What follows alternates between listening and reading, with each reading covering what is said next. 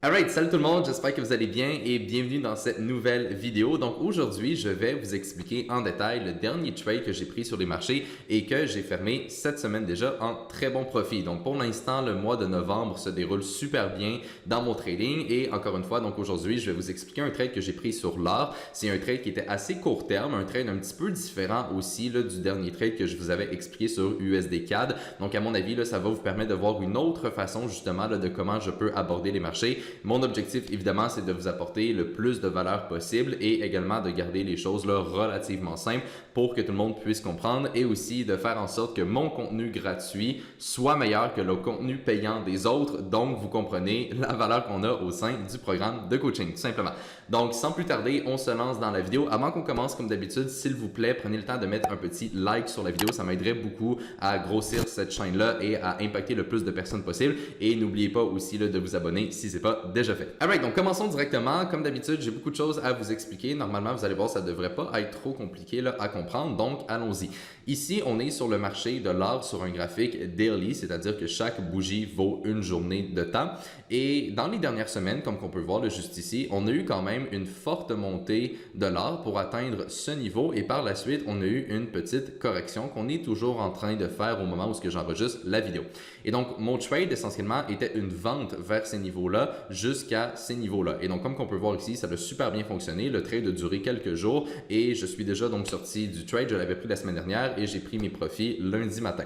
Et premièrement, donc, ce qu'il faut comprendre, c'est que quand on dit vente, là, juste pour être sûr que tout le monde comprend bien l'idée ici, c'est pas le fait de vendre une position que j'avais au préalable achetée, c'est vraiment le fait de parier sur la baisse d'un actif, c'est-à-dire de faire une vente à découvert. Okay? Donc, si le marché baisse, je fais de l'argent. Si le marché monte, je perds de l'argent. Fait que c'est vraiment de trader le marché dans le sens opposé. Souvent en investissement, en trading très long terme, etc., les gens sont beaucoup plus habitués de juste acheter, mais dans mon style de trading, je peux trader les marchés autant à la hausse qu'à la baisse et ça offre des bonnes opportunités dans les deux cas. Bref, donc essentiellement, là, j'ai vraiment parié sur la baisse du marché, donc c'est juste pour que vous compreniez bien là, cette petite partie-là. Autre point à préciser, là, on voit ici la hausse de l'or qu'on a eu, comme j'ai dit, dans les dernières semaines qui était assez forte. Ce mouvement-là qu'on a eu sur l'or, c'est le même mouvement qu'on a eu à la baisse sur USD CAD et qu'on a eu à la baisse sur le dollar américain. Et la raison est assez simple, c'est tout simplement parce que sur TradingView, quand on regarde l'or qui est juste ici, on voit que c'est vraiment le symbole XAU USD, c'est-à-dire que c'est le symbole de l'or qui est comparé au dollar américain. Donc, un point qui est important à comprendre, c'est que si on veut trader une matière première, par exemple l'or, il faut évidemment aussi savoir ce que le dollar américain pourrait faire parce qu'évidemment, la valeur du dollar américain et sa variation vont impacter aussi le marché de l'or, tout simplement. Okay? Et donc, quand le dollar américain a fortement baissé, l'or a monté, donc c'est une corrélation qui est inversée à ce niveau-là. Okay? La hausse sur l'or, je ne l'ai pas tradé. Pourquoi? Parce que c'est le même trade, comme j'ai dit, que j'ai eu sur USD4. Donc, en quelque sorte, j'ai effectivement tradé ce mouvement-là, juste pas directement sur l'or. Okay? Par contre, ce qui est arrivé, là, c'est que en début de semaine, comme on peut voir juste ici, donc pas cette semaine-là, mais l'autre semaine, on voit que le dollar américain s'est stabilisé à ce gros niveau-là. Et ça, c'est quelque chose que je vous avais déjà expliqué sur l'explication du trade sur USD4. Mais essentiellement, l'idée, là, c'est que dans les 2 dernières semaines, puis là, je vous fais un petit résumé rapidement, mais si vous voulez avoir encore plus de détails, allez voir le dernier trade breakdown là, sur USD4, comme j'ai dit. Mais essentiellement, là, pour faire simple, okay, le dollar américain a beaucoup baissé dans les 2-3 dernières semaines et la raison est assez simple, c'est tout simplement parce qu'on a les données de l'inflation qui commencent à ralentir aux États-Unis, ce qui veut dire que la Fed, donc la Banque centrale, va commencer tranquillement pas vite à aussi ralentir la hausse des taux d'intérêt, ce qui est négatif pour le dollar américain et positif pour les marchés boursiers. Donc comme j'ai dit, si vous voulez un petit peu plus de détails par rapport à ça, allez écouter l'autre vidéo, je ne vais pas prendre 10 minutes pour expliquer la même chose, c'est vraiment exactement la même idée. Okay? Et donc, essentiellement, on a eu cette baisse-là, on a atteint ce niveau-là. Et qu'est-ce que j'avais expliqué? C'est que c'est tellement un gros niveau sur l'indice donc du dollar américain, on avait le même niveau sur plusieurs paires de devises, mettons euro USD qui avait atteint le 200 moving average, USD4 qui avait atteint ce gros niveau-là, l'or qui avait donc aussi atteint cette zone-là. Donc c'est tellement un gros niveau en général que je ne m'attendais pas à ce que ce niveau-là brise tout de suite. Okay? C'est-à-dire que par exemple sur l'or, quand le marché a monté jusqu'à ce niveau-là, à partir donc de cette zone-là ici, je m'attendais à justement une correction et non que le marché brise brise tout de suite le niveau. OK? Donc, ce scénario-là me semblait assez peu probable, tout simplement parce que pour l'instant, on a eu une seule donnée de l'inflation qui commence à ralentir. Évidemment, on en a eu quelques autres là, au préalable, mais vraiment, c'était la première fois qu'on avait un signe un petit peu plus concret puis un petit peu plus fort que l'inflation commençait à ralentir. Par contre, est-ce que ça veut dire que toute cette situation-là avec l'inflation c'est terminé? Pas du tout, OK? Est-ce que ça veut dire que la Fed va arrêter totalement de monter les taux d'intérêt et même les couper? Pas du tout non plus, OK? On rentre un petit peu là, dans une zone grise par rapport à ça. Et ça, c'est super important de le comprendre. Tout ce qui touche donc aux indices boursiers, au dollar américain, très, très, très difficile de savoir comment ça va évoluer dans les prochaines semaines et dans les prochains mois. Personne ne le sait, même la Fed ne le sait pas, d'où pourquoi ils sont en ce moment en train de patiner un petit peu dans les deux côtés, c'est-à-dire on a d'un bord certains membres de la Fed qui nous disent qu'ils vont ralentir les taux, qu'ils vont y aller vraiment tranquillement. On a un autre côté de la Fed qui nous dit qu'ils vont continuer agressivement, etc. Fait que le message est un petit peu dans les deux côtés, tout simplement parce qu'au final, personne ne sait réellement comment l'inflation va évoluer dans les prochains mois. Et donc, comme j'ai dit, ça nous donne un peu une zone grise par rapport aux fondamentaux pour les prochaines semaines et peut-être même pour les prochains mois, tout dépendant évidemment de comment les données vont évoluer.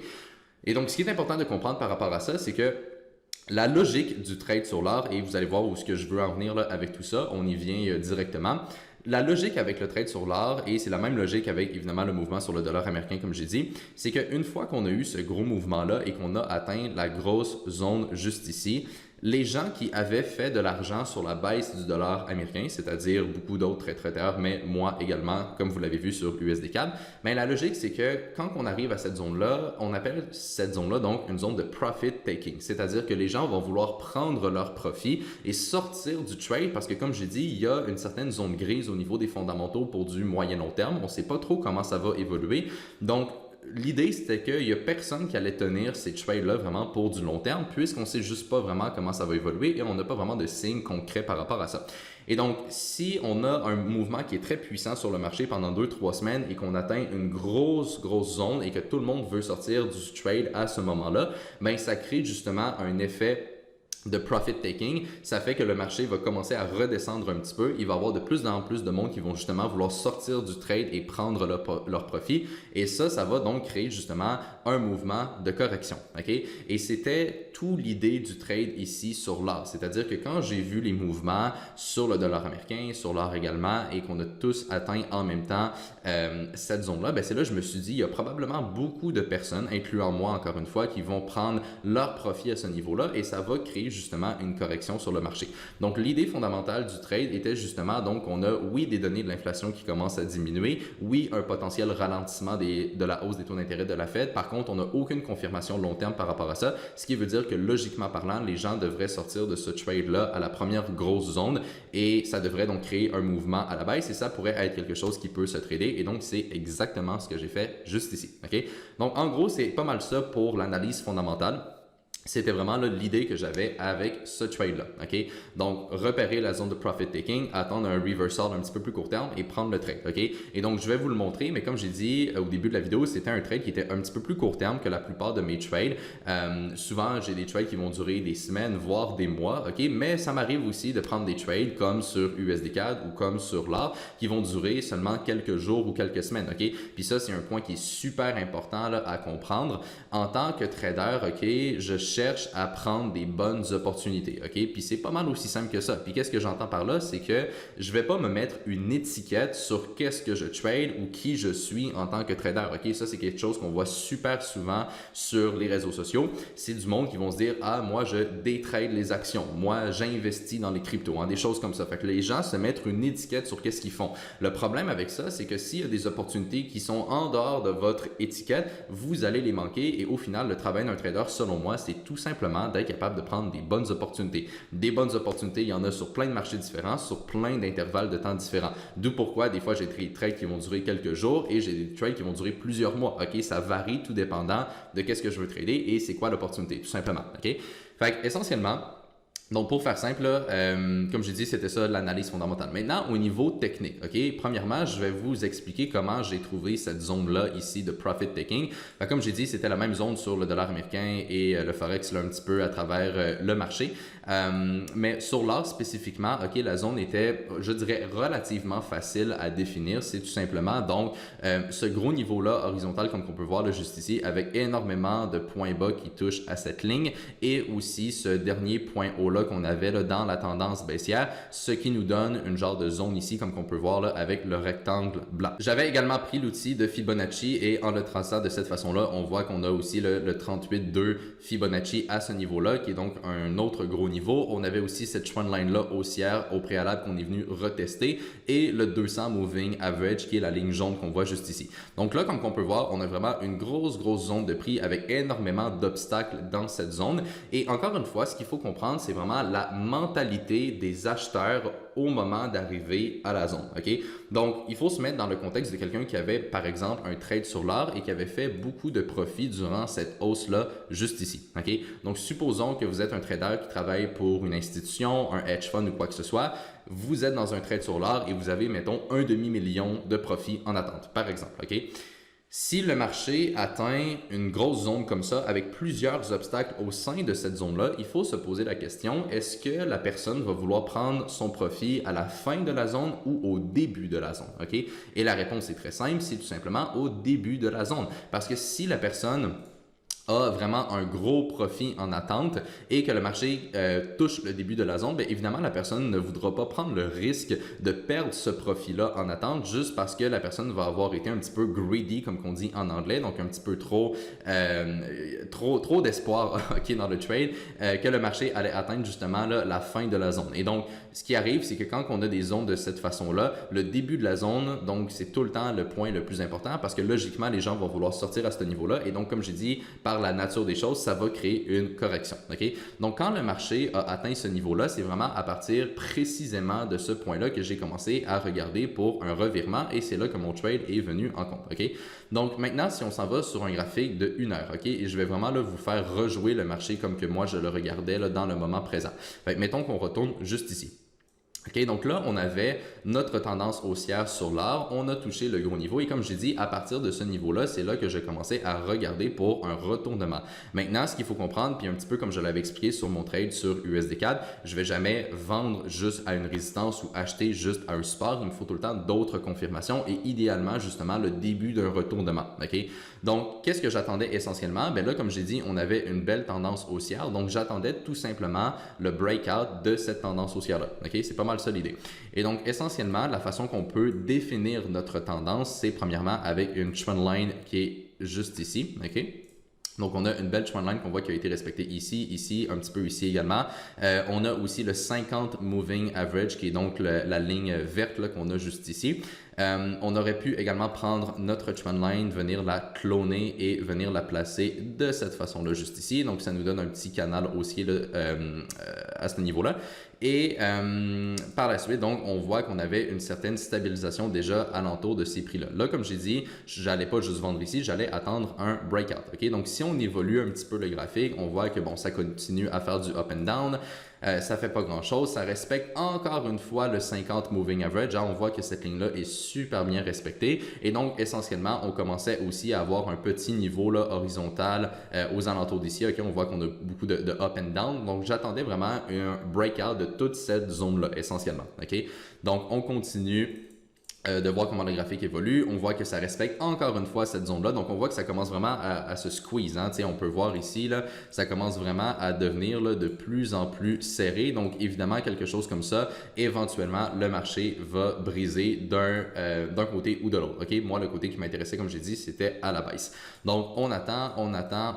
On voit ici que le marché commence à vouloir briser et c'est vraiment à partir de là que j'ai commencé à regarder pour prendre un trade sur le marché. Okay? Puis, ce qu'il faut comprendre, c'est qu'on avait tout le temps des points de plus en plus hauts. On peut regarder ici, ici, ici, ici, ici, ici. OK? Donc, j'attendais tout simplement un breakout en dessous de ces points-là et en dessous de la zone là, qu'on a juste ici que j'ai identifié avec cette ligne horizontale. OK? Donc, essentiellement, c'était ça l'idée qu'il fallait attendre là, pour prendre la position. Donc là, on voit le marché évoluer un petit peu, il fait un petit peu de up and down et voilà, on voit que ici ça commence à breakout. On peut même venir ajouter la zone là un petit peu plus avec ce point bas là parce que comme j'ai dit, on avait plusieurs points hauts, donc il fallait attendre un breakout. Et voilà, on a la première signe de faiblesse là, juste ici sur l'arbre. On voit qu'on est en train de briser donc la ligne de tendance juste ici. On est en train de briser le 50 moving average. On est en train de briser en dessous de point bas. On avait également une divergence sur le RSI pour ceux qui s'y connaissent un petit peu plus au niveau technique. Et donc, ça nous donnait la confirmation. Donc, juste ici, c'est là que j'ai pris le trade sur l'or. J'avais un stop loss au-dessus du dernier point haut qui était juste ici parce que logiquement, si c'est vraiment le breakout qui entraîne le retournement dont j'explique là depuis le début de la vidéo, ben, on ne devrait pas refaire un nouveau point haut, tout simplement. OK? Puis ensuite de ça, mon objectif pour ce trade-là, c'est-à-dire l'endroit où je désirais sortir du trade, était tout simplement basé, encore une fois, sur un niveau daily. OK? Puis ça, c'est un point important. Vous avez remarqué que quand j'ai trouvé cette zone de prix-là, c'était basé sur un graphique journalier. Journalier daily, OK, c'est la même chose. Au niveau de la zone de sortie du trade, c'est aussi basé sur un graphique daily. C'est-à-dire que là, il faut se poser la question, il est où le prochain gros niveau sur un graphique daily? Et la réponse est assez simple, c'est le gros niveau horizontal qu'on a juste ici, comme vous voyez, avec plusieurs points hauts et plusieurs points bas. Et donc, ça nous donne une genre de zone là, entre ce point haut-là et ce point bas-là juste ici. OK? Puis, encore une fois, c'est le même principe que tantôt. Dans cette zone-là, il faut se poser la question, c'est où que les gens vont vouloir sortir de leur trade? Évidemment, c'est au début de la zone. C'est-à-dire que mon objectif pour le trade, c'était vraiment ce niveau-là, c'est-à-dire 17,35 précisément. OK? Donc, ça, c'était un petit peu la structure de mon trade, comme qu'on peut voir juste ici. Donc, mon point d'entrée, mon stop loss et mon objectif. Je vois qu'il y en a déjà qui vont sûrement me poser la question, Anthony, pourquoi tu n'as pas considéré ce niveau-là juste ici, qui est effectivement un beau niveau assez clé? La réponse est, comme que je viens de l'expliquer, les niveaux de stop loss, take profit, etc. et même les grosses zones sont tout le temps basés sur un graphique daily. Donc, si on s'en va sur un graphique daily comme ça, ben on peut pas vraiment repérer ce niveau-là. Tu sais, c'est pas un gros niveau daily comme celui-là l'est. Donc, c'est pas un niveau que je vais considérer pour sortir de mon trade. C'est quand même un niveau qui peut avoir une importance et que le marché peut réagir dessus, mais c'est pas un niveau que je vais utiliser encore une fois pour prendre ou sortir d'une position, tout simplement. Donc, en gros, c'était comme ça que j'ai structuré le trade et là, on peut avancer et voir comment ça a évolué. Donc, on voit que le trade a quand même très bien commencé. Ça l'a bien descendu. Ensuite de ça, le marché a fait une petite correction juste ici. Ça a continué de descendre. On voit qu'on a touché ce niveau-là juste ici et qu'on a quand même bien réagi au final. Donc, c'est ça que j'expliquais. C'est quand même un niveau qui a une importance, mais pas assez pour que moi, je décide de prendre mes profits à ce niveau-là, par exemple. OK? Donc là, le marché réagit un petit peu. On voit que pendant tout le reste de la journée, le marché nous fait une correction comme ça. On voit que ça, c'était vendredi dernier. On voit qu'on a un super beau breakout avec beaucoup de momentum, beaucoup de force juste ici. Donc, on brise en dessous de ce niveau-là. Et à ce moment-là, je vous dirais que ça commençait à avoir l'air vraiment bon pour mon trade d'aller chercher là, le dernier niveau de profit juste ici. OK? Donc, essentiellement, c'est ça l'idée. À ce moment-là, on aurait pu aussi se rajouter là, deux trendlines, c'est-à-dire une trendline comme ça. Encore une fois, on la clone, on vient la mettre de cette façon-là. Et là, on continue de voir comment le marché évolue. On fait une petite correction alentour de ce niveau-là. Ça brise un petit peu plus. Donc ça, c'est comment la semaine dernière a terminé. Et donc, lundi matin, on voit que le marché a continué à baisser. Donc ça, c'était en fait dimanche soir, là, pour être précis. Ça, c'était durant la nuit. Et donc, lundi matin, comme qu'on peut voir juste ici, on a touché le gros niveau. Et c'est à ce moment-là, donc, que je suis sorti du trade. Donc, en gros, c'est pas mal ça au niveau de la position. Donc, comme vous pouvez voir, au final, c'est pas si compliqué, mais ça demande encore une fois une bonne compréhension de l'analyse fondamentale, aussi des market flows, on pourrait dire ça, ou du flow de l'argent, bref, comment on peut l'appeler, peu importe, c'est-à-dire où est-ce que les gens vont prendre leur position, sortir de leur trade, etc. Donc, bien comprendre là, ces zones-là et évidemment l'exécution du trade en soi qui était assez précise, là, comme on peut voir juste ici. OK? Donc, encore une fois, j'espère que ça vous donne une bonne idée de qu'est-ce que je regarde sur les marchés. J'ai essayé de garder les choses là, relativement simples, comme ça tout le monde peut comprendre. Si vous n'avez pas beaucoup d'expérience en trading, il y a probablement beaucoup de choses aussi là, que vous avez plus ou moins compris, mais bon, c'est normal, hein, vous allez l'apprendre au fil du temps en écoutant de plus en plus les vidéos que je vais produire. Si ça vous intéresse de justement implémenter ce style-là de trading là, de votre côté. Si vous aimez aussi le contenu que je crée, veux pas, et que vous aimeriez peut-être même qu'on travaille ensemble à ce niveau-là, comme d'habitude, dans la description de la vidéo, il y a le lien de mon calendrier pour booker un appel avec moi. Et le but de l'appel, c'est tout simplement qu'on prenne le temps d'évaluer un petit peu plus en détail c'est quoi votre situation en ce moment, c'est quoi vos objectifs par rapport au trading, et d'essayer de voir en fait si je pourrais vous aider avec ça et si on sera un bon fit là, tout simplement pour travailler ensemble au sein de notre programme de coaching. Donc, si c'est quelque chose qui vous intéresse encore une fois et si vous pensez justement là, qu'on pourrait être un bon fit là, pour travailler ensemble, cliquez sur le lien dans la description. Vous pouvez planifier un appel avec moi et ça va me faire plaisir tout simplement de prendre le temps d'évaluer tout ça avec vous. J'espère vraiment que vous avez apprécié cette vidéo-là. J'espère que j'ai été clair dans mes explications. Si vous avez des questions, n'hésitez pas aussi à les écrire en commentaire. Ça va me faire plaisir d'y répondre. N'hésitez pas aussi à mettre un like, comme j'ai dit, sur la vidéo et la partager. Ça va m'aider là, à grossir cette chaîne-là. Et voilà, là-dessus, je vais vous retrouver dans ma prochaine vidéo.